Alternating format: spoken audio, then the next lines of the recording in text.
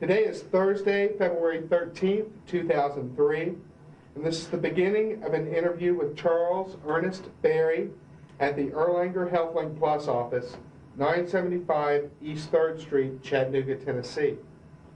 Mr. Berry was born on January 9, 1929. And 19. Now, excuse me? 19. Oh, January 19th, I'm sorry, 1929, and is now 74 years old.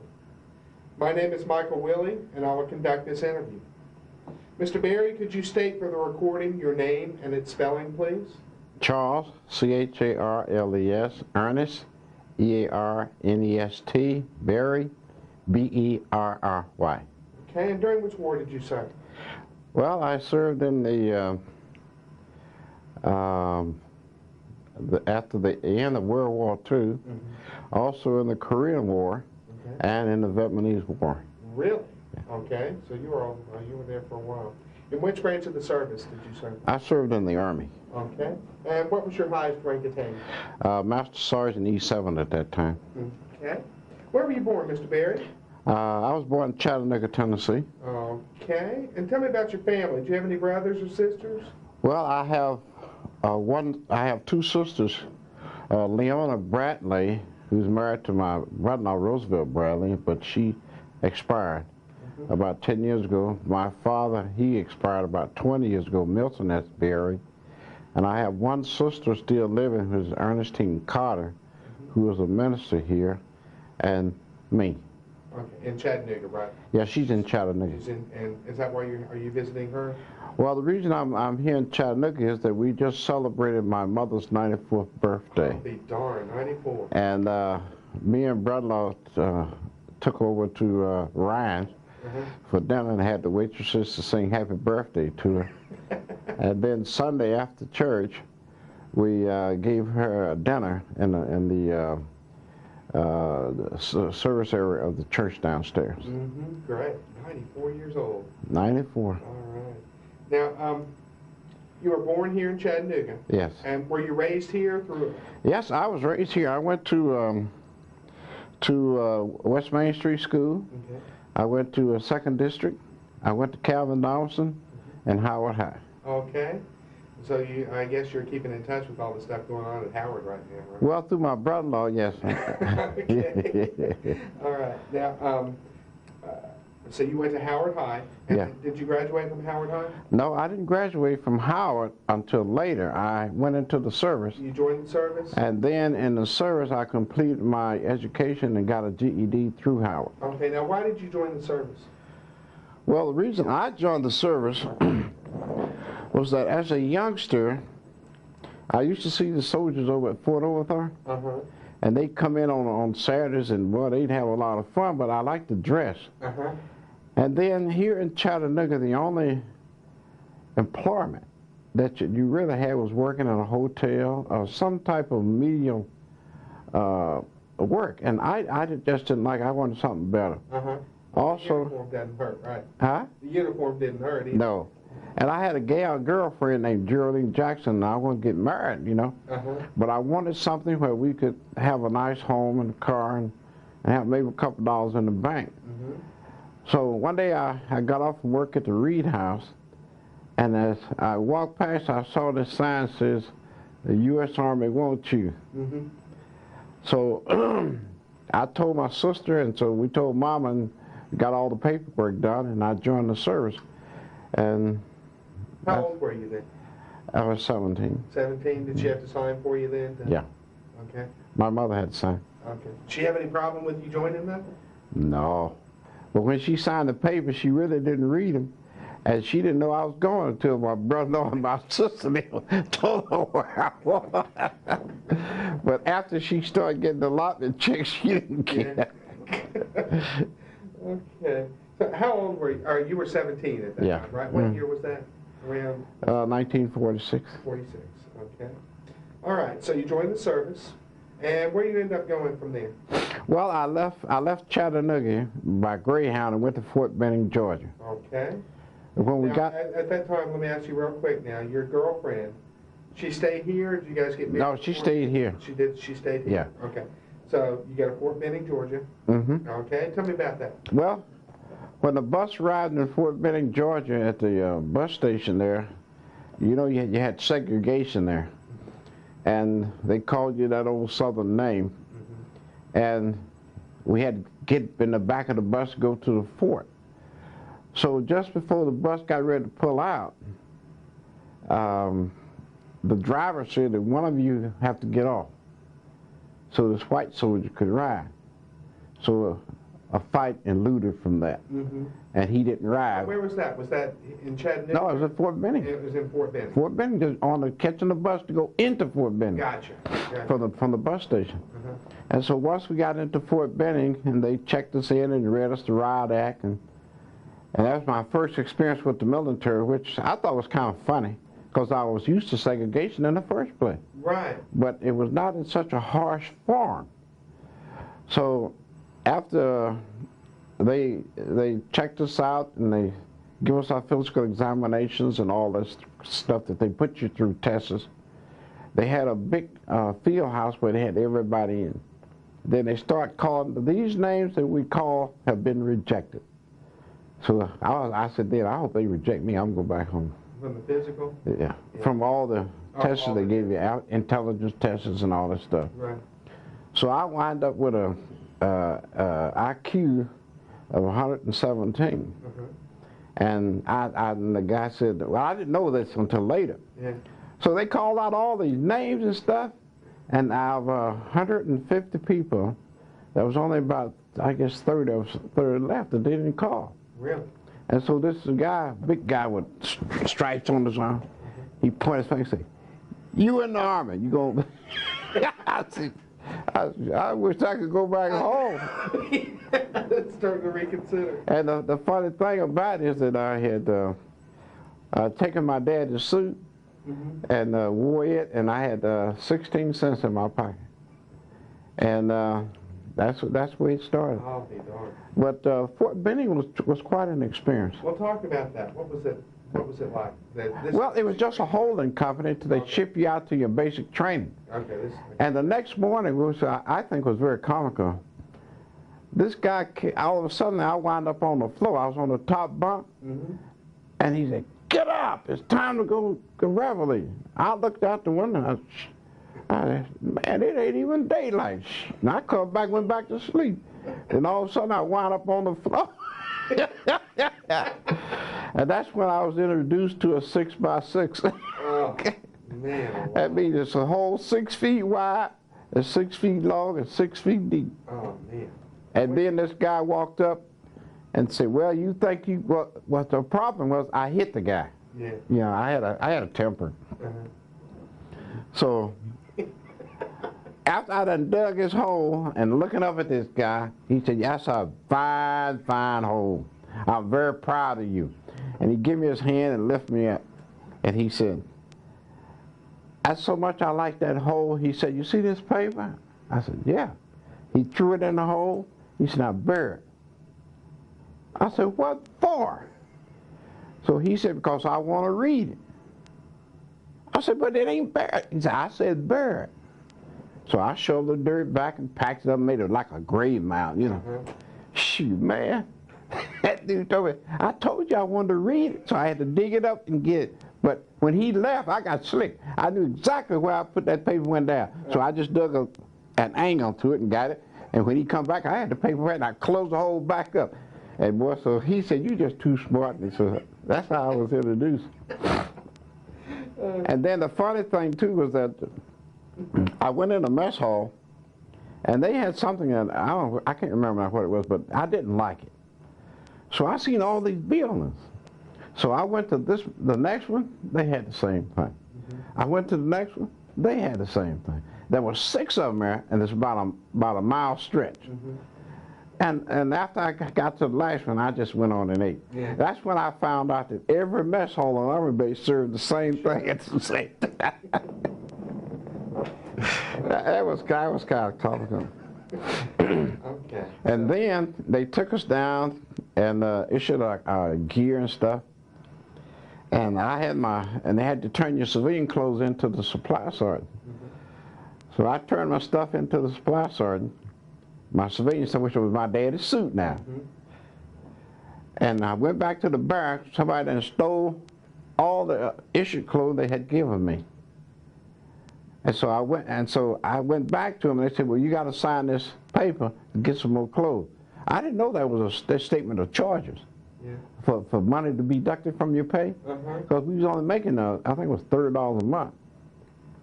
And when payday come, I was all like, we all go to town and shake my hand. I wanted me a good barbecue sandwich and some chitlins. And they called my name, and I signed it, and he said, you ain't got no money coming. I said, why? He said, because you signed a statement of charges for some clothes. And I told him, he said, I can't help you, you signed it. So that concluded our thing with the military at Fort Benning.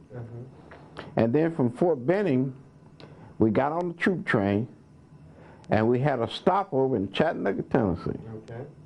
And we come to the terminal station, and I was the big shot because I lived here, and I knew where the Hollywood restaurant was up there on Main Street, right off of Coward. And so the officer said, Barry, you live here, don't you? I said, yes, sir. He said, you know what a Hollywood Cafe? I said, yes, sir, I do. He said, well, you lead us down there. So meanwhile, I called Mama, my girlfriend, and all of them. And here we go marching down to the Hollywood Cafe, down Main Street, and across Williams, and across Coward. And then, and the lady, she knew me, and she didn't know I was in the service. So we all ate that, you know. And then we marched back and got back. You were a big shot then. Oh, I was a man. I was king of the hill. So then we took and got back on the train and went to Camp Lee, Virginia. Okay. All right. So you go to Camp, did you say Camp Lee? Yeah. All right. Okay, now you get to Camp Lee. Oh, wait a minute. Yeah, that's Camp Lee, Virginia? Yeah, it was Camp Lee. Okay. What's Camp Lee like? It was nice. That's where I took my basic training. Okay. And that's where we learned to get up at 4 o'clock in the morning, 5 o'clock in the morning.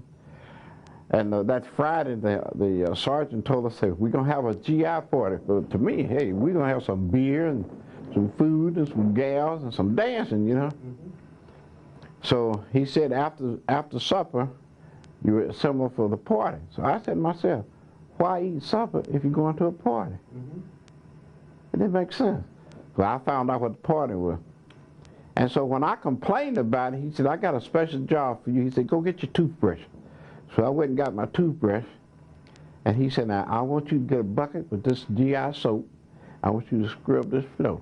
And that's what I used. And after the nub was gone, I had to use the side of it, you know, the point of it. So I learned to keep my mouth shut. But the training was good. They took us to what they call AP Hill. That's when I had my first encounter with a wagga moccasin. I guess he was, but he was a big snake. And it's a funny thing that before you get in your pup tent at night, you better shake everything. Because one night, one evening, we come in off the after shooting and an obstacle course, and this dude jumped in his tent and laid down, and he went straight up out of that tent there. A snake was in there with him. But the training was good. And after we completed and our parades, and I had a very high esprit de corps. I didn't think there's nothing better than the military. Right. I thought I was really king of the hill. Right. But I didn't have any stripes. And I noticed all these guys that had stripes couldn't speak English and do mathematics and stuff like me. And write. So they had somebody to do it for them.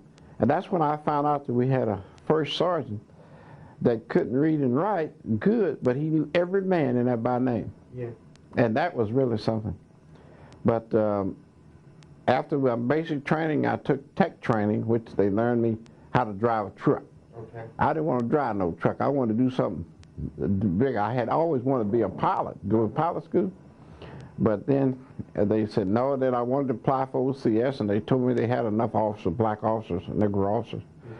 And I said, well, so I learned the truck driving. Where was that? Was that there in? That was at Camp Lee, Virginia. No, it's Fort Lee. That's what it is, Fort Lee. And then I had 4 weeks of vehicle training. Okay. At this point, you had said, you know, your esprit de corps was high. You're really It still was. the service, and so you think in this career? Yeah, I'm thinking career now. Uh-huh. But I hadn't got into the bad part of being a military man. Okay.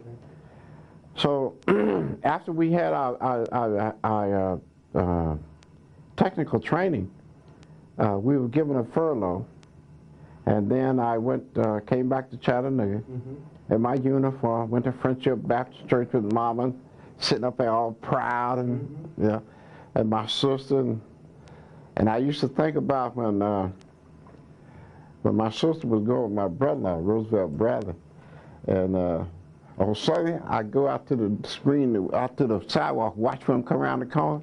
And when he hit that corner, I knew we're going to have a good dinner that evening at the church. That was my ritual on Sunday morning. And I'd go in there and say, Leon, he come. Yeah. Well, he be stepping too, you know. But I'm real thankful that I have a wonderful brother-in-law. Yeah. Never had a crossword with him all the years. Of course, he used to get on me, you know, and ask me about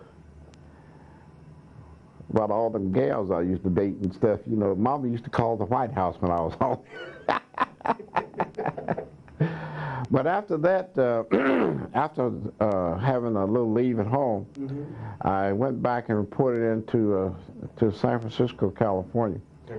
And then we went to Puerto Rico. And then we stopped over in Puerto Rico for 2 days, and then we proceeded on to Hawaii.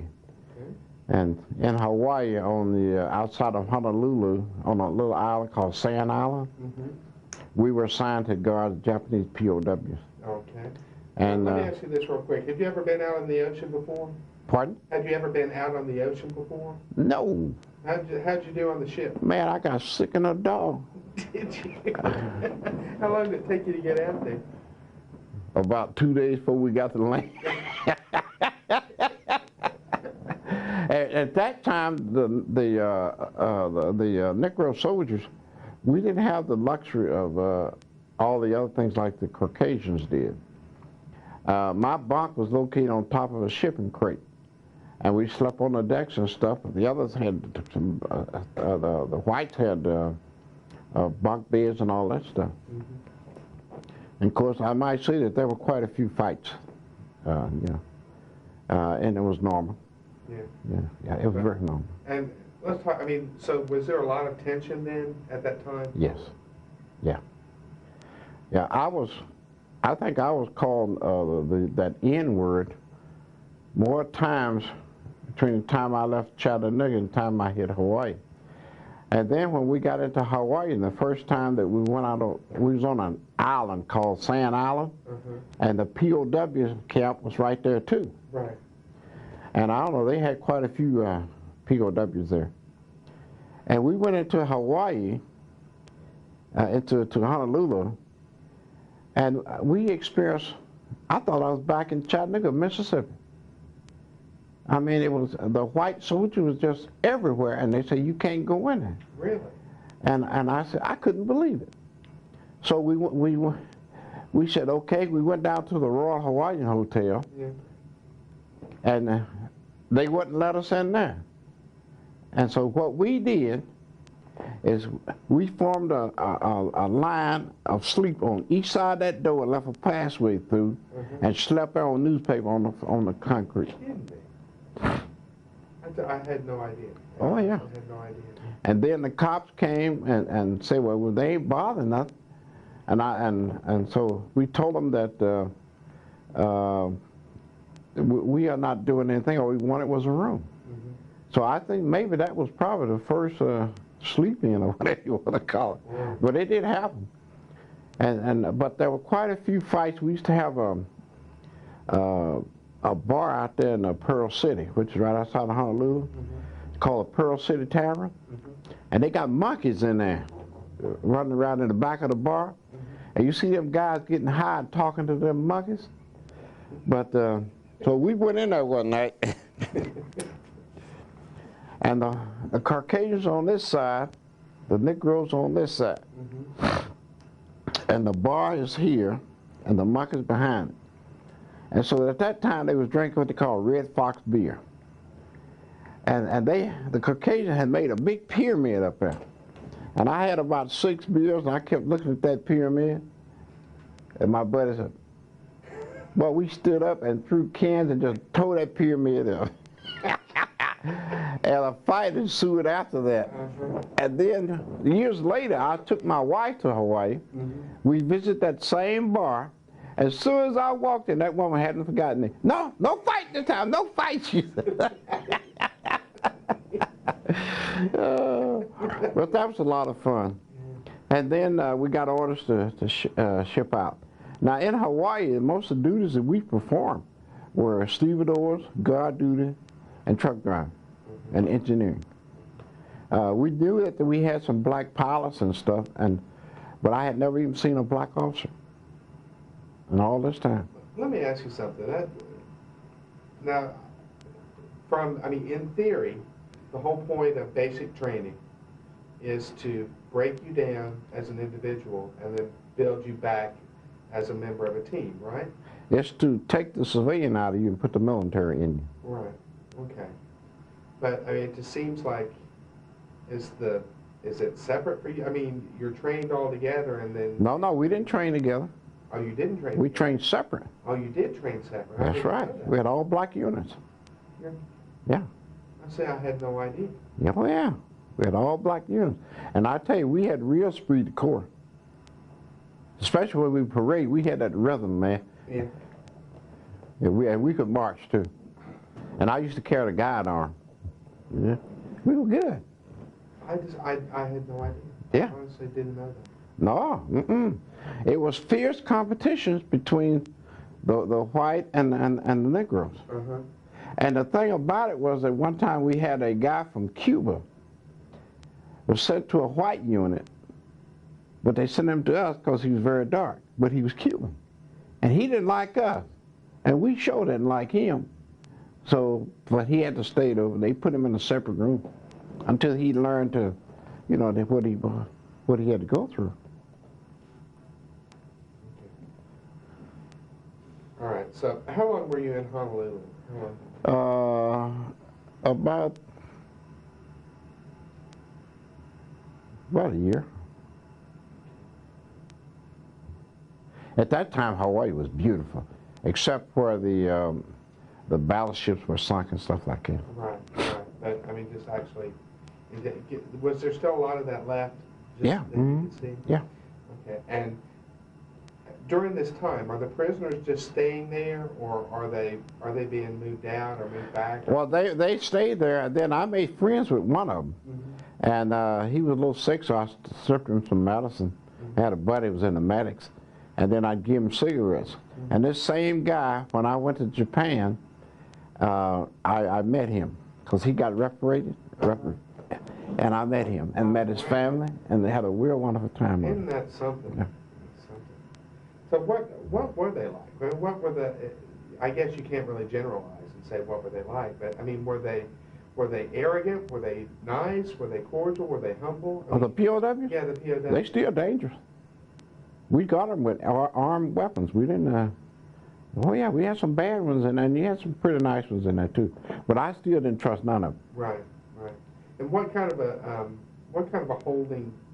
Well, it's just like a stockade. It's they had tents, and then they had big barbed wire around them, and that fence was probably about 12 feet. Okay. With armed guards, right? Yeah, with armed guards. There was an armed guard about every 150 feet. Okay. Ever have any problem with them trying to get out, or did? No. I never heard of one trying to escape. Okay. All right. Now, anything else about this time in Honolulu before we move out of there? Except for the predators and, going. But I tell you one thing about it, they had a drink called a zombie.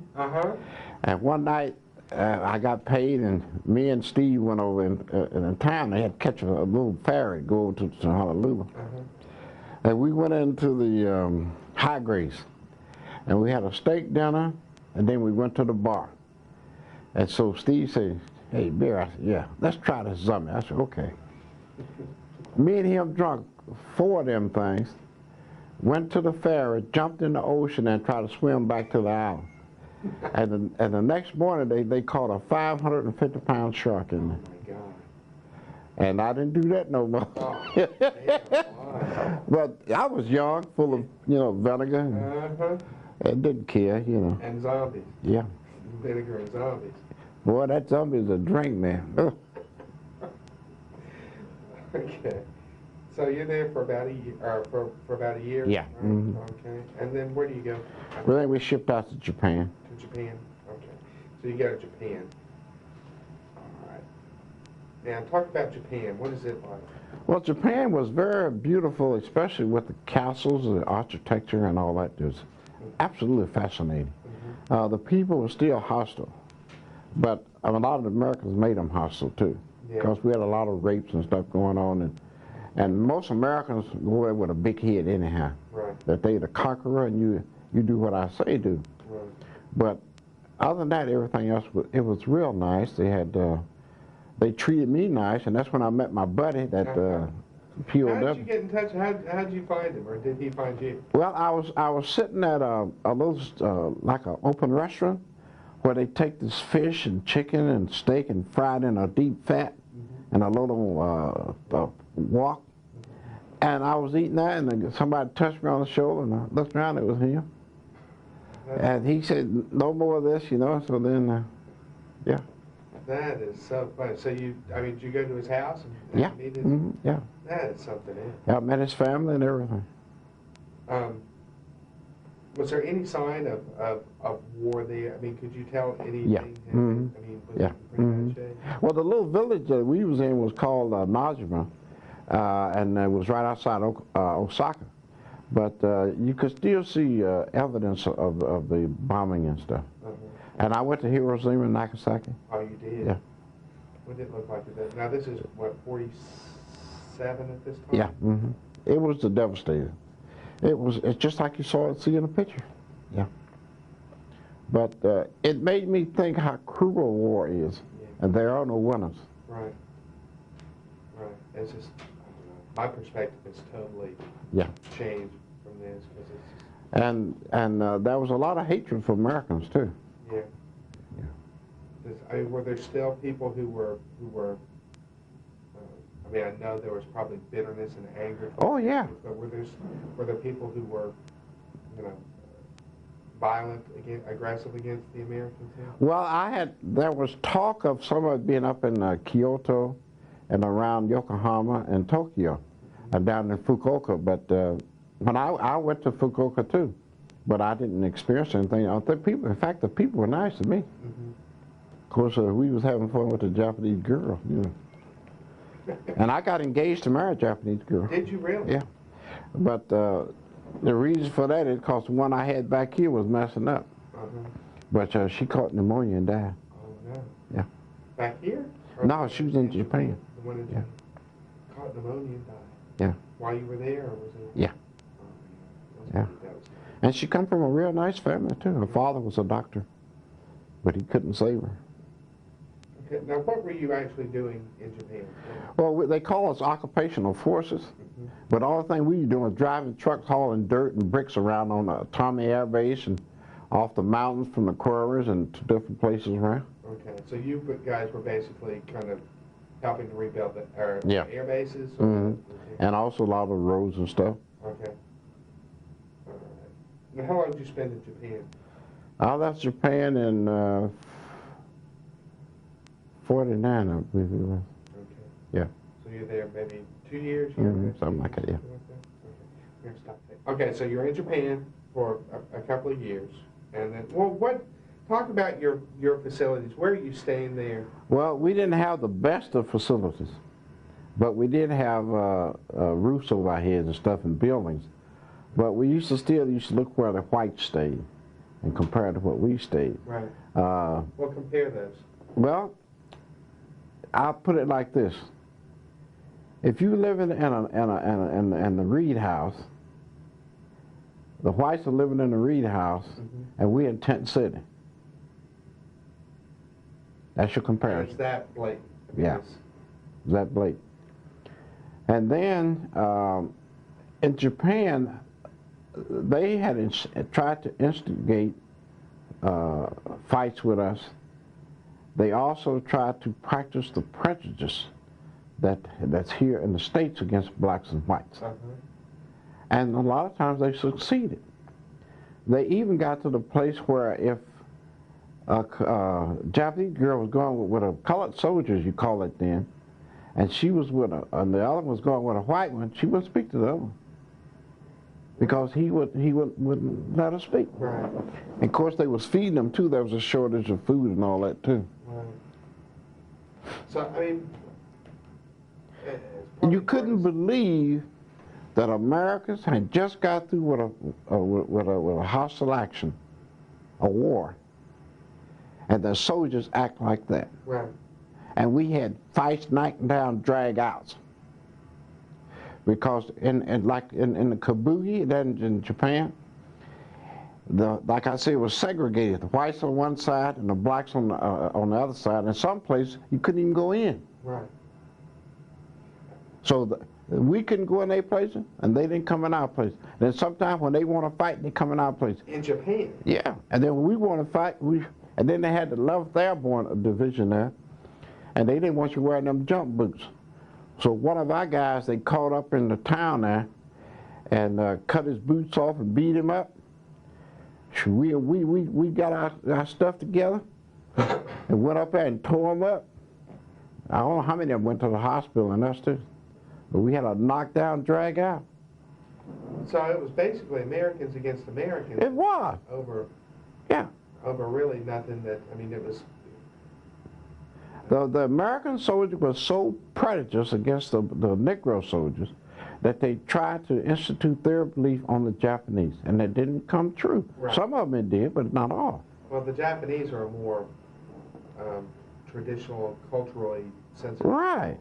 And if you don't have no sense of family value, hey, you can forget it, buddy. Right. And that's why I'm glad my mother, Elder Ruth Berry, taught me family values. Yeah. Okay, so you're there in Japan for a couple of years. Yeah. Okay, and then you say, where you go after that? To Fort Knox, Kentucky. Fort Knox, okay. So you come back to Fort Knox. You get to go home at all in between? Yeah, I came home. Did you see your own girlfriend? Yeah. What was that like? Well, she had a baby, and me and my sister, my brother-in-law, we took off and had a party. Up on 17th and 17th and Main. Oh, wait a minute, that was Coward, Maine, where that restaurant was. Yeah, upstairs there. Yeah. And then I said, well, ain't nothing here for me now, so I'm going back to the service. Right. Okay, so, and you have been in this time for, what, three and a half years? Yeah, something like that, yeah. All right. Okay, so you go to, I'm sorry, did you say Fort Campbell or Fort Knox? No, I went to Fort Knox. Fort Knox, Mhm. okay. All right, now what are you doing at Fort Knox? Well, let's back up. When I came back from Japan, Okay. I went to Camp Stoneman, Camp Stoneman. California, Okay. where I was discharged. Oh, you were discharged? Yeah. And then I came back to Chattanooga. Uh-huh. And that's when I found about my girlfriend. And then I tried to get a good job in Chattanooga, but I didn't want to go back to the Reed House or Hotel Patton, Right. or any kind of menial job, you know. And this is around, what, 1950, 40? This is the latter part of 49. 49? Yeah. Okay. And so, no, that was 50. Yeah, at early part of 50. So I caught the train and went back to Camp Stoneman, California. I went out in the reserve. That's the only reason I could get back in. Okay. And I went back to Camp Stoneman and asked to be called from the reserve back to active duty, which I wasn't. So, and from Camp Stoneman, I was sent to Fort Knox, Kentucky. Okay, and what are you doing at Fort Knox? Now, first of all, are you back in your same unit No, now? Okay, that's no. good. I came to Fort Knox, which is the Army Center for tanks, and I was signed to this trucking company, and then they also had a car company. So, Is this also segregated? yes, it's still segregated at that time. So then They had a meeting, and they said President Truman has said that the armed services are going to be integrated. And I said, I don't like that. Because we had such pride, you know. And to be the best, you had to be black or colored. You had to be the best. Because like the first hired, as the first fired here with blacks, it was the same in the Army. If you called VD or something, they said you had it, they put you out. That's the way it went. If you had a court martial or anything, you was out. Any type of insubordination, they would put you out. And we had Southern officers that would call you that N-word in a minute. And there was nothing you could do about it. Well, does that make you work harder, or does it make you angry? How do you deal with that? Because it made me want to show that I'm an American citizen. I am a man of color, but I'm also a human being. And if the Constitution of the United States said all men are created equal and endowed for the government, for their power, then I want to share that. I don't want to be a second-class American. I want, if I'm in the service, and I come back, I want to be proud when I wear my uniform. Instead of having to be a second-class person. Well, let me ask you, because as hard as you have to work, and as final line as you have to walk, do you feel like in doing this and making yourself an elite unit, do you feel like you're doing anything for those changes? Oh yes. Because when we get out on the parade field and we strut our stuff and win the first places, which we did, a lot of times they wouldn't give it to us, but we knew we won it. Our equipment was always high. Everything we did, we were proud. Now, we had some misfit now. I'm going to tell you, we wasn't all, but I tried to be the best I could be. But Fort Knox was very, very segregated. One night we had Talking about the base? Or the base. Okay. Fort Knox. Fort Knox is right outside of Elizabethtown, Kentucky, between Elizabethtown and Louisville. And we had our own service clubs, which wasn't very good. They had a few stuff like pool tables, ping pong pals, and the little entertainment, little lounges and stuff, but they had a white one across the parade field over there. It was in a big, beautiful building, so we went over there one night.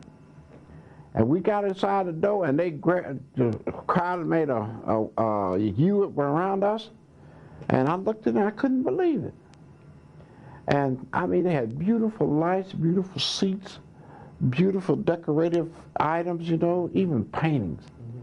And I said, man, look at this. But they crowded around us and told us that old word, get out of here, we're going to kill you. So we just bagged on out. And I said then, I'm going to stay in this thing. I said, because it's the same here as it is at home. It ain't no different. So I might as well stay here and get paid for it as to stay home and don't get paid. And that's the attitude I developed. But I still was going to be the best I could be. And then, like I said, we had that meeting, and they said that the military was going to be integrated. So as about half the company was shipped out down about 6 blocks to another company. And the sergeant picked me to be a squad leader. And then he had all the whites and blacks. He said, okay, y'all go in there and pick your bunk, and then I'll be in there. Now, when they went in the barracks, the whites got on this side, and the blacks got on this side. So this sergeant walked in, he said, I said we are integrated now. Now fall back out. So he said, one black, one white, one black, one white. That's where you got bunks. That's where he integrated. But then a lot of the, I got to say, so a lot of the whites, they don't take a bath. I tell you, I'm going to be frank with you. But we had a problem with that.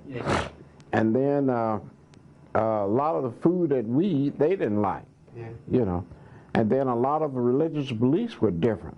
Well, now each person has to respect another's religion, even though you may not like it. Right. But it's not for you to decide what religion that person's going to have. Right. But it got better. It really did. It got better, but how long? I mean, how much friction is there, and how long does it take? It was so tight, so thick, you could cut it with a knife. It was just like you was out in the desert. I mean, and some of them was, and you could hear them get together and saying, man, them niggas and this, you know. And so I had the squad, and I called them all together. Mm-hmm. I said, the first one that use that word, gonna fight me. Right. I said, I'm not gonna fight you with my fist. I'm gonna call you, stay your attention, I'm gonna hit you with that rifle butt. Mm-hmm. I said, the man says we got to live together, then let's live together. I say, we take care of each other, we cook for each other. And I said, but a lot of you whites have been raised by black women. Mm-hmm. I said, yet you're not good enough to socialize and sleep. I said, well, you're going to learn. Mm-hmm. And so then we got orders to oh, wait a minute, before he interrogated, when I came back, we went to Korea. Oh, from Fort Knox, we went to Korea. Fort Knox, you went to Korea. Yeah. And also, while I was at Fort Knox, we went on maneuvers in Greenville, South Carolina. Mm-hmm. And that was one of the worst maneuvers that we'd ever been under there. As far as the maneuver was concerned, it was okay, but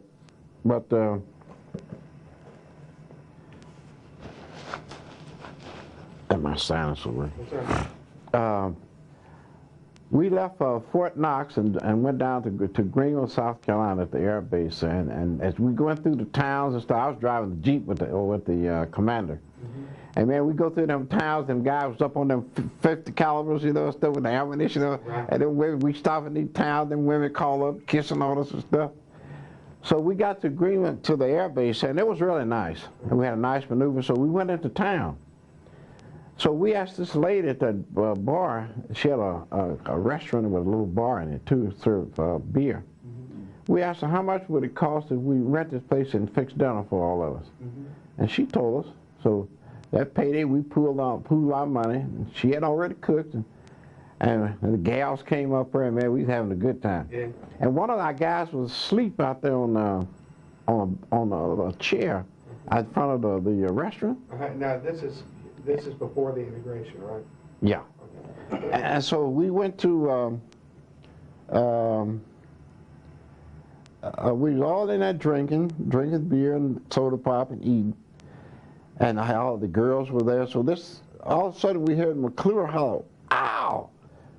And we heard these voices. We knew they were cops. Mm-hmm. So we went out there. They had hit him on his feet, and he was taking treatments for his feet. And they told him to stand up, call him all kind of N-words, you know, all kind of assortment of N-words. Is he in uniform? Yes. And we was in khakis. And then when we came out, they drew their guns on us, and they took me and 10 more to jail. And in the jail, we were treated just like a murderers. They took our shoestrings out. They took our shoes off us. They took our belts. They had handcuffed some of us. The white MP were calling us all kind of names, and the cops were no better. And I told this MP, I said, when I get back to base, I'm going to deal with you. I said, you out here now, you're glory. But when I get you on that base, I'm going to show you something. And I got hit a couple of times, too. So then, this lady, we had told her, one of the guys had told her to call our company. Mm-hmm. and asked to speak to the first sergeant and tell him what happened. So the company commander, we had a white company commander, but he was a good man. Mm-hmm. And he was a Southerner.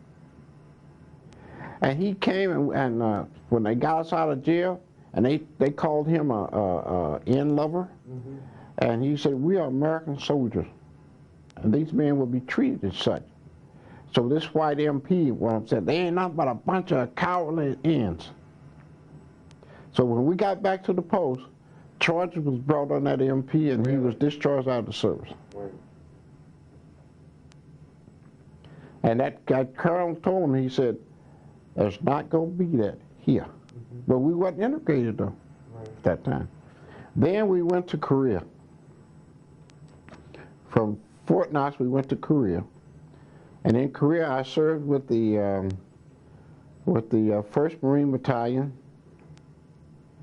and also we were driving. I was put in a trucking company. We were, and we hauled supplies from Busan up to the DMZ, what they call down Pyeongchang. And we had a lot of ambushes there. One day we came up on a bunch of Marines, so I guess about 40 of them were dead. And they had this little boy, little Korean boy, and he walked up to one of our guys at the truck and called him GI. And then he just opened his arms up and 2 grenades come out and blew them all up.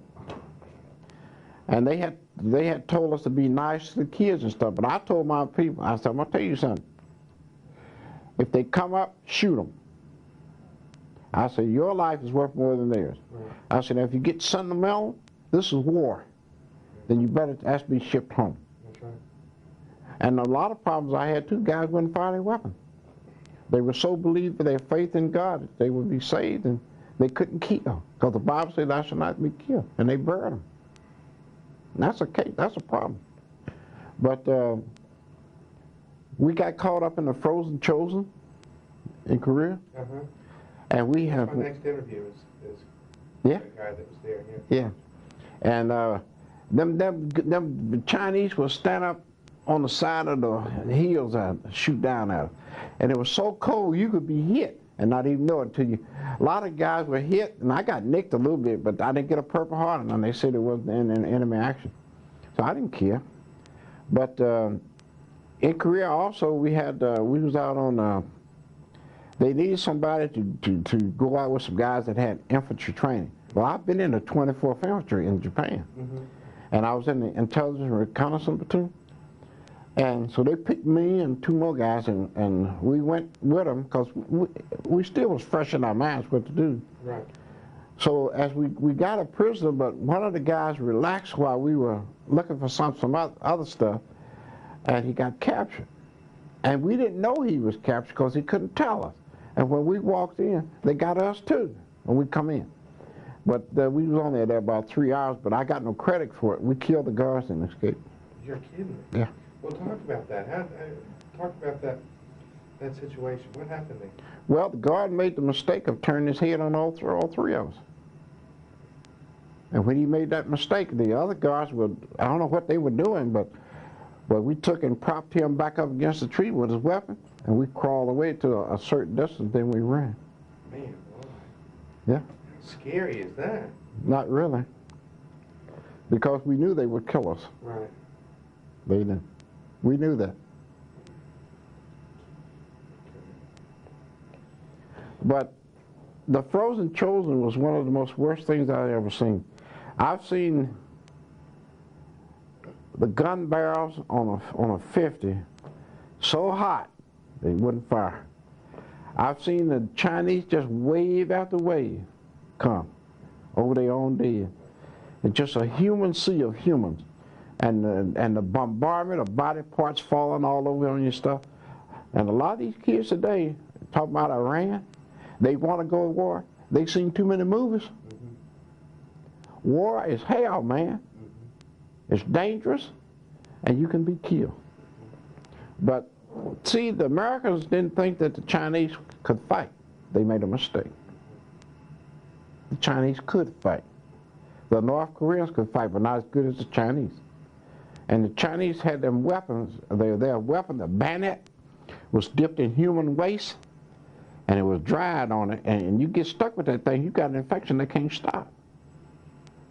Yeah. And while we were so heavy weighted down with gear, all they had was their weapon, the bayonet on it, some ammunition, and some rice, and some grenades. That's all they had. And they had on them those clothing that they wear to keep them warm, and we were freezing. And then there was a National Guard unit that came over there that we came up on. We were supposed to haul them out. Every one of them was dead. As far as they could determine, the sentries were asleep. And that's when the Chinese slipped in there and killed them. Killed every one of them. A lot of them were still in their sleeping bags. Yeah. But Korea was really something that opened my eyes. That's where I was standing against what I thought was some casing, and it was dead bodies. And I bet you it was 300 there. And we used to haul them down from the front. But it made me think twice about war. And I used to write my mother, I don't know whether I'll come out of this or not. And then the funny thing about my mother said the church was going to send me some cookies. I really told them, send me a bottle of liquor. I don't need no cookies. I don't think she ever told them that. But yeah, I belong to the Friendship Baptist Church, Reverend Silent. But Korea was a lesson in mortality. It was a lesson in your religious belief. It was a lesson for you as a man. And most of all for me, it was, I am an American, and when I go home, I can't even sit and eat where I want to. Right. I can't ride the bus. I can't get a job I'm qualified.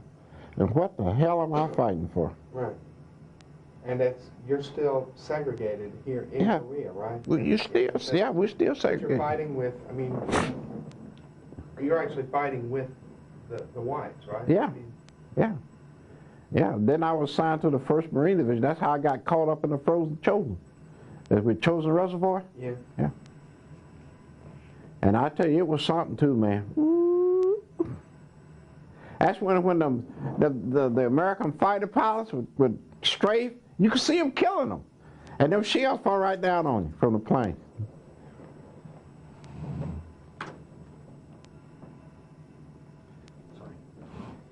Yeah, that was something, man. And then the pilot would bank and he'd do this here to us, you know? Yeah. And then as we were coming down that mountain out of the frozen chosen, the Chinese bombed the bridge there. Now here's all these vehicles and everything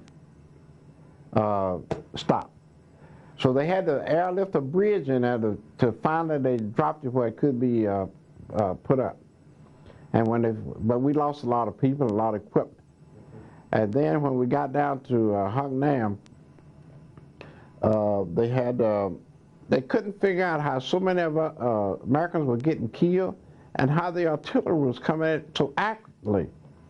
And right on the base there, they had what they call a Korean a liaison thing with the Korean Army and the American Army. They had they were spies, and they were calling the artillery. But then when we evacuated, we had all those aircrafts, ammunition, food, trucks, tanks, everything on the beach there. And that's when the big Missouri, battleship Missouri, she lit it up. You can see 3 shells going over. And boy, she lit that place up. And then the Americans were so intent on saving the Koreans, we was all in the LST, that they couldn't get the LST backed off. So what they had to do was to have one of the battleships, they come in and anchored up to it and help pull it off. And then we left there and went back to Japan. But that LST was leaking too, but boy, it was scary. But that was quite an experience for me. How long were you actually there in Korea? In Korea, I was there, I got hurt. And I was evacuated to Japan, and then from there, from Japan, I came home. Okay. So were you hurt when you were with the 1st Marine Division? Yeah. Okay. All right. So how bad were you hurt? My arm. I had this hand was the shell blew us up, and I fell on it, and I stuck it on a piece of metal, and just broke all the bones across here. Oh. So you ended up getting to come home though, right? Yeah. Okay. Well, I had enough time to come home. Okay. Okay. Now, so that's when you're discharged then, after that? Or do you go back to Fort Campbell, or? No, well, when I left there and come back, I went to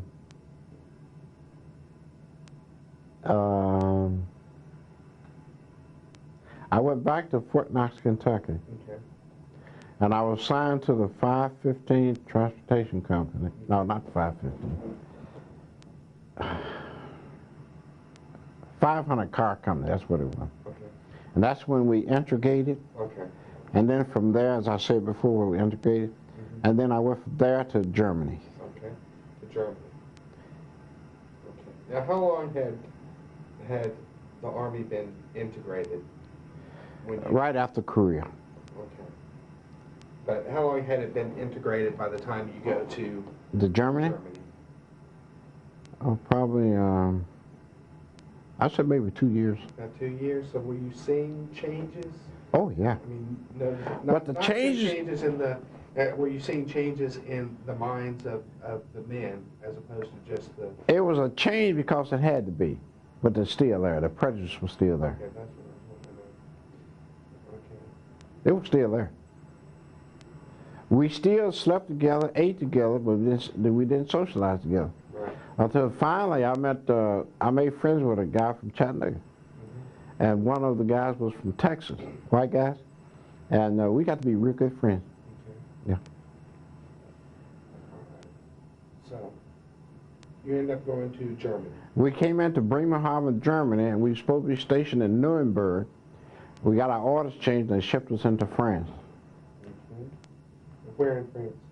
I went to, it was at Montmelon-le-Grand. Right. And where are you based there?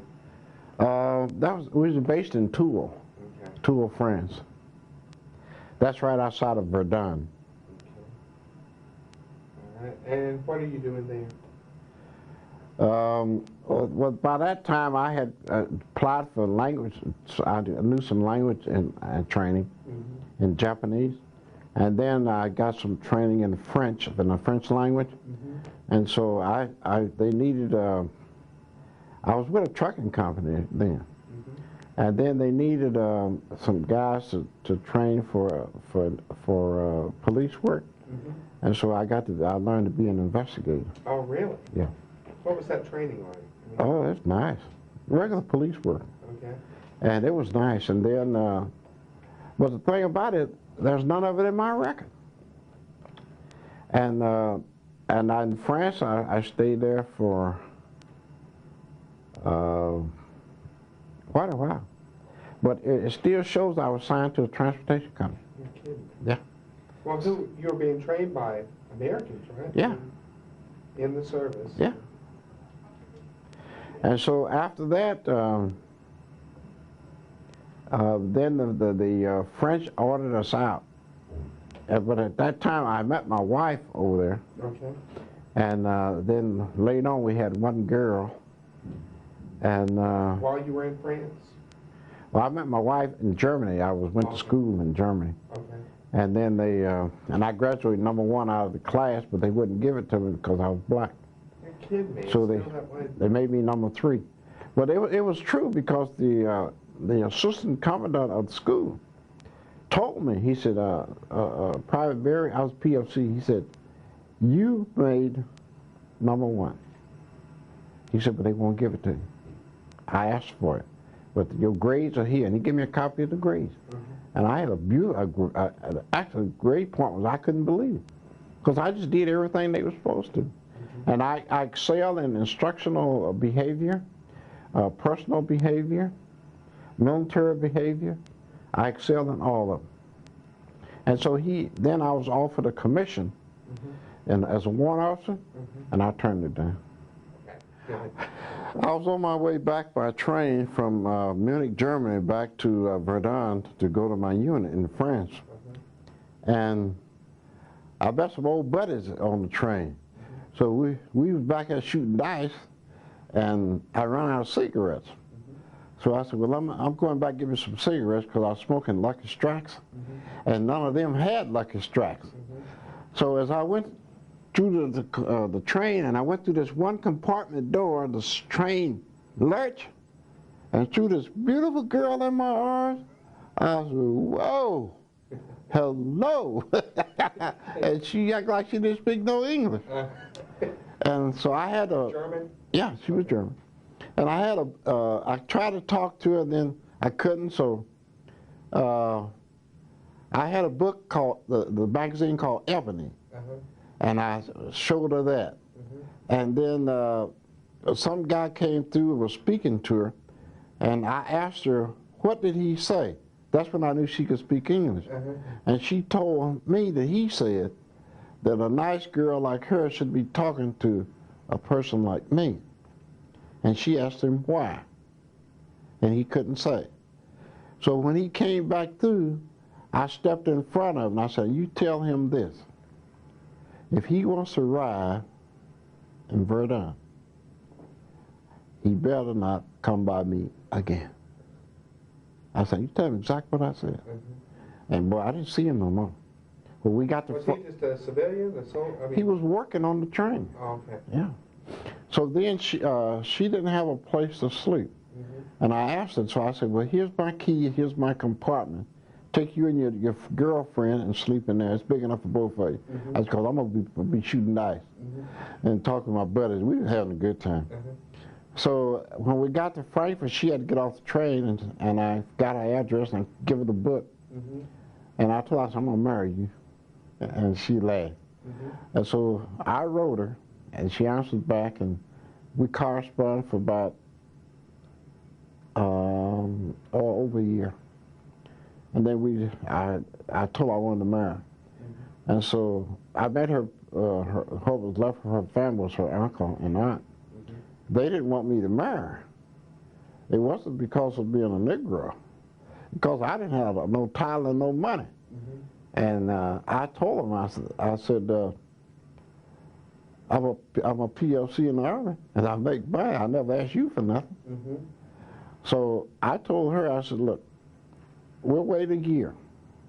And if you still feel that way, then we'll get married. She said, no, we're not going to wait a year. You get the papers, and we're going to fix them. So I sent her the papers. We got them done. Then I had trouble with the military.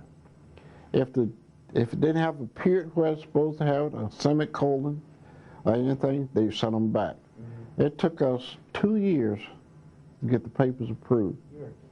So finally, I went to a French lady that worked at the marriage office, and I took my future wife with me.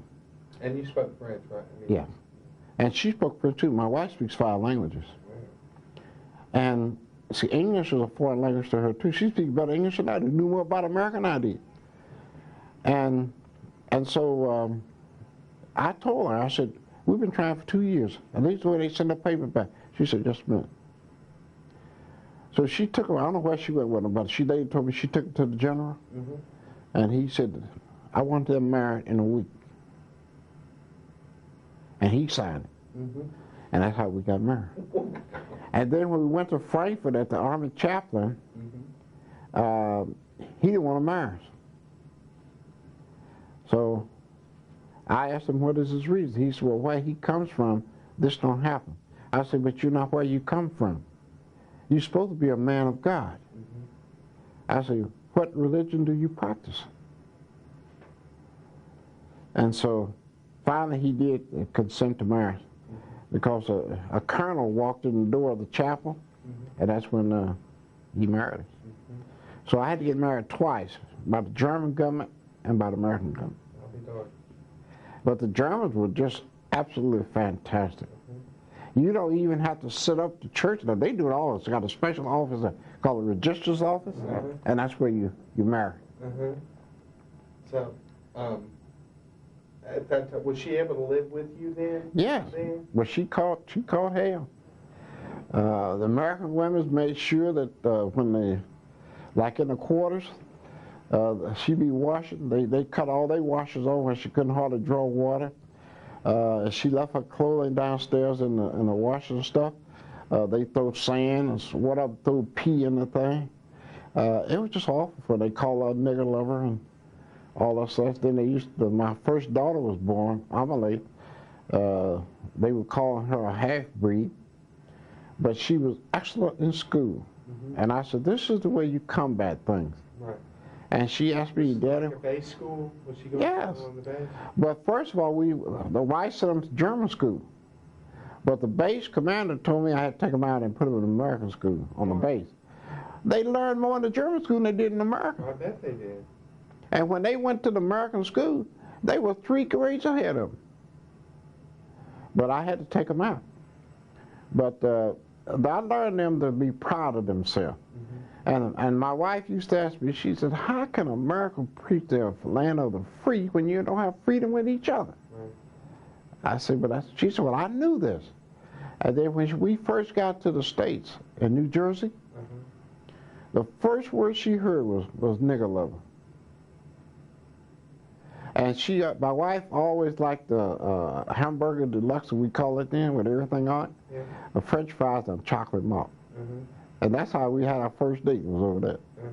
And the funniest thing about that, when we had the hamburger, she got a knife and a fork. And I couldn't figure out what the knife and fork was for. So she took and cut the hamburger, ate it with a knife and fork. And she, you don't eat it with your hands. I said, yes, I do. She said, no, I had to sit there and eat a hamburger with my knife and fork. And then, when I was invited to her people's house, I didn't know about all those glasses and all those knife, forks, and different spoons and stuff. So I was following her lead, and she tricked me. When they were serving the hors d'oeuvres, not the hors d'oeuvres, but the appetizers, she grabbed the big fork, and I grabbed the big fork, but I didn't see her put it down. And here I am trying to dip in this little thing and this big old fork. And then we went to the club out on the base, and I took our people out there, and I ordered chicken in a basket, and they bring with French fries on it, and the wife had schnitzel, and her uncle had trout, and Katie had fried chicken, but hers was served on a plate, and they used a knife and fork, and I had my hand there. I felt something kick. Ow! She said, I said, yeah. I said, look, don't kick me no more. I said, we eat chicken with our fingers. But getting back to the States, she caught hell in the States. It got so bad, like in New York, she wouldn't find a place to live when I go. No. So I met a preacher there who's a Mason, and I'm a Mason too, Prince Hall. And we lived in his home till I shipped back to Germany. How long was that? We stayed in the States about a year. But I stayed overseas more than I did in the States. And I never made a promotion in the States. All my promotions were made overseas. And speaking of promotions, I stayed in grades so long doing all these jobs and stuff, but my MOS was frozen. But yet I trained Caucasian soldiers, and they were promoted over me. Right. And so finally, a white sergeant named Simmons, he went to the colonel and told me, he said, now, Barry has got all these qualifications, he's finished school, got college degrees, and he still can't be promoted. Why? So the colonel looked at it, he said, we're going to promote him. So I went 3 grades in less than 6 months. Which was a long time coming anyway. And see, they had a criteria for grading you. But by keeping this on, not only me, but a lot of the blacks were held back. So when this was instituted, we were the head of the list. All we had to do was walk in, salute, report, and we bashed. You'd already met everything. Yeah. A long time ago. And that's what backfired on them. That's why so many blacks, Negroes, were elevated in the military in the enlisted ranks. And then I think the most wonderful thing for me was not coming back home. That was nice too, in uniform. But when I saw a black officer, a Negro officer, I couldn't believe it. And I saw him, I crossed the street, saluted. And then I ran way in the front of him and walked back in to salute him. Yeah. And he stopped me, he said, why are you doing that? I said, because you're the first one I've seen. And he said, well, it's a little rough. But we had white guys wouldn't salute him. Yeah. But the military was rough. I ain't gonna lie to you. And even in Germany, one night we were sitting in the club and I went to the restroom and I come back and these white guys pulling on my wife wanting to dance. And I said, what you guys doing? What did you care about? I said, that's my wife you pulling. So I had to give him a little uneducated religion. Yeah. But well, so at this time though, was it more tolerant than overseas? I mean, in Germany, did you feel more comfortable there? And like, I felt more comfortable with the German people than I did with the Americans. Right, right. And did you feel more comfortable in saying that than in Germany than you did back here in the States? Oh yes. In fact, I was given a medal for being a outstanding gentleman in Germany, and it was presented to me at a banquet. Yeah. And then they went to the colonel and asked him if they could keep me over there for 6 more months. And I said, no way. So the colonel, he said, Sergeant Barry, you are going to stay 6 more months, aren't you? I said, no, sir, I'm going home. He said, Sergeant Barry, you are going to stay 6 more months with a promotion, aren't you? I said, yes, sir.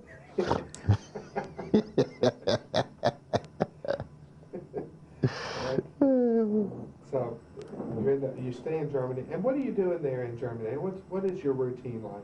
In Germany, believe it or not, I had went to computer school, and I was what they call a tech supply supervisor of data processing, and I was one of the first blacks in that. Right. And I caught hell in the school too. I bet you did. They did everything they could to flunk me out. And at that time, that's state of the art, right? I mean, that's as hot. Well, blacks weren't heard of in computer. Right. Yeah. But I mean, about the only other place you could do that training was in like the best schools here in the country, too. Right? Yeah, it was in Philadelphia. Right. Yeah, well. Okay. So you stayed for another 6 months, and hold on 1 second. I'm going to stop it. It's a funny thing that you stay in America, which is your home, yet you have to go out of your country to have some peace of mind.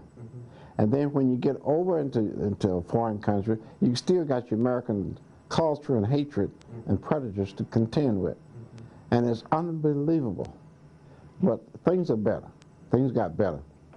When I was assigned to the 903rd Heavy Equipment Company in Nellingen, Germany, I checked in that night, and the next morning in the washroom, this guy walked in. Hey, boy, what's your name?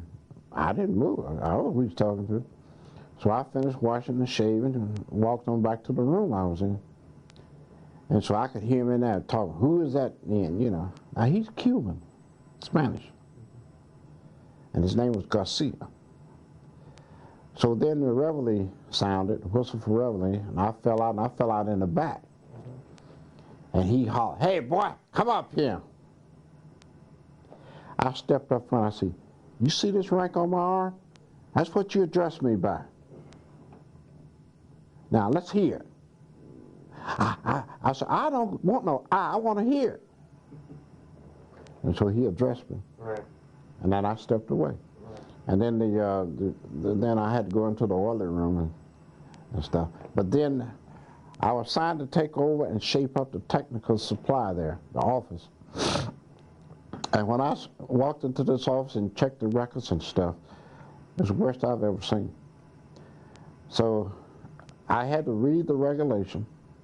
Then I had to go to supply school for over there, because it was different. Still the same SOPs and stuff and regulation, but it's more related or correlated to the European operation. Right. So I had to go to school for 4 weeks. That was a supervisor's training. Then I had to go back for another 4 weeks for the initial training, and then a week back for supervisor's training. But they gave me the supervisor's training before the initial training, and that's rough. So I spent 5 days just reading. I'd take a shower, go to bed, get up early, reading, and then, but I came out with a B average. Yeah. But when I took over this unit, and I had all Caucasian except one working for me. I called them together and I told them, I said, look, I've never seen an office run like this. I don't know what y'all's problem is. I want you to tell me. And we're going to work out something. We're going to do something. So this guy said, I don't want to work for. I said, just a minute. Come here. I said, front and center. So he walked up. I said, what does this say? He said, it says Barry. I said, what does this say? U.S. Army. I said, what does this say? You're Master Sergeant. I said, that's what I want to hear. Now let me hear it. I said, any more questions? I said, fall back. So then I said, now here's, what kind of place would you like to be? Well, when you get inspected, that you are high on a totem pole or low on a totem pole, or in between. So I had one little boy, he was from Mississippi. He said, I'd like to be on the top. I said, what about the rest of them? I had 14 now. So they said, they want to be on top too. I said, okay, here's a plan of action. I said, here's the regulations. I said, you're my clerk. I want you to set me up a file for all these regulations. Also, I want you to set me up another file, a separate file, for Army SOPs, or Europe, Corps, for regimental, and for the company and battalion. I want all different. He said, well, how do I? So you make them all the same, but you just put one thing, company, battalion. He said, oh, okay. And then I got to the man who checks the requisitions when they come in, told him what I wanted. And then I got to the guy who also keeps a record of what comes in and goes out. And I showed him what I want him to do. Then I went into the warehouse, showed him what I want him to do. They had not put in the new locations and stuff that the Army wanted in Europe for the warehouse. So I showed him how to do that. Now this was a highly secret thing. We had atomic capability, we did. And we had the atomic capabilities there. And then when I went to the atomic section of it, this guy didn't want to let me in. I said, well, I'm in charge of this place. You open that door. So he said, I'm not going to open this door. I said, do I have to go get my 45? So finally he opened the door. He said, but I had to make sure it was you. I said, I'm glad to see that. So then I checked a lot of the atomic stuff that we had there, and everything checked out. Every type of armament we had, everything checked out. So then we got set up and stuff, and I went out in the yard and set that up. And then I went into the maintenance part of our vehicles and made sure that was, and I went into the building where they lived. And I told them, I don't believe in Friday night GI parties. That's what it was called in the service. I said, if you got the GI on Friday, it shows you living like a pig all week. I said, I don't want that. I said, on Friday night, you should be able to finish work, come up here and take your shower, go eat downtown in a mess hall, drink some beer, go see your girlfriend or wife. And that's what happened. I put them all in for promotion. That raised a stink. Oh, really? Yeah, they called, the commander called me, you can't put all these people in for promotion. I said, why not? I said, I'm going to submit them, you reject them. So what happened was I had a name over there, a reputation for doing right, and the colonel had picked me to go to this company to straighten it up. And being atomic capability, it had to be correct. Right. And it got so good that they sent people in for the reports that come in from Washington over there, and they gave them high excellent, first time in history. And the colonel was a lieutenant colonel. He got made colonel. The executive officer got made lieutenant colonel, and I got a promotion too, and my men, all of them got a promotion. All right. So that was one of my proudest moments. Right. And then when I got orders to go to Vietnam, that's when my wife stayed with her people. But then when I got ready to leave that morning, she had come down at night because the colonel asked me to have her come down, her and the kids. So he said, well, they came down with her family. And that morning, when I went into the company with them, shook hands with everybody, walked out, All the men were lined up, and they shook hands with me, and they had a staff car waiting there to take us to Frankfurt. That was a highlight of my life. I cried. And then when I got to Vietnam, I met some of those same men that served with me, and I got them over there with me. And Vietnam was, I was never called the N-word more in my life than I was there. You're kidding me. I'm not kidding. It was so degrading. Yet we were supposed to be Army. The dope that they smoked, the drinking, everything was just unbelievable. And those Vietnamese was in the, I was in charge of the first deck there. They would steal more than you could ever see. And I remember one day I was at the hospital and I saw these vet cons they had. And we had some bodies, Americans, they just brought in body bags. And one of them spit on me, and I pulled my .45. I was going to blow his head off, but something made me stop. And so one of the MPs said, sorry, she said, please don't do it. They ain't worth it. And I put it back in my holster. That's how they expect to dead. And then they had some VetCon prisoners that went on strike. They wouldn't eat. Yeah? Oh, yeah. But there was a lot of friction there in Vietnam between the white and colored soldiers. Now, when Martin Luther King got killed, I had a war right there between the white and the blacks. And I called all of them out together. And I told the biggest black and the biggest white, come forward. I said, now, I want you to fight. Ain't gonna be no mass fight, it's gonna be you two. And if you don't, I'm gonna take something for you. But they come to agreement, and that settled it, but it was very tense over there. But they had some hard fighting between blacks and whites other places. And it was very, very dramatic, very serious. And then I almost lost my career because of a Vietnamese girl.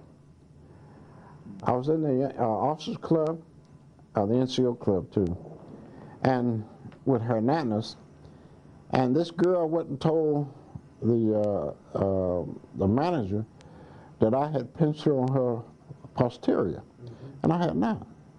I didn't like a Vietnamese, I still don't. Because I don't think now one body we lost over there is worth it. There was nothing in our interest. Of course, I was called down for my speaking. But anyhow, I thought I was back in Mississippi when I was in Vietnam. And then when I got ordered, they was going to put me back in the service in Desert Storm. I told them I'm not going. But I don't have no regrets for being a military man. We did a lot of good. How long did you actually spend in the service? 22 years and 2 months. Years. And when did you finally retire from the service? 68, February. Okay, you retired February 68. Now, talk about were there any advancements? I mean, was there any progress made during the time when you were in the service? Yes. As far as race relations? Like I was telling you, when all those troops that were massed, when me and the wife and my kids walked through, there was only 4 blacks in the whole bunch. But that was for an individual. For me. They were my people. Right. Yeah. And it was unheard of a black being in computers and in charge of whites like that. Right. I'm telling you. Right. But as far, I mean, and see, you did it, but you stuck with it. Yeah. And, I mean, you had to really fight your way. Yeah, I had to fight. I had to be the best in anything. I spent long hours making sure the paperwork was right, supplies coming in, you know.